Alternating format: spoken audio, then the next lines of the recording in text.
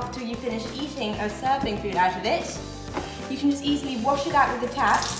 There's so much ice in it, it can't melt just with a couple of drops of water. Then you just plop it back in the freezer for the next time you want to use it.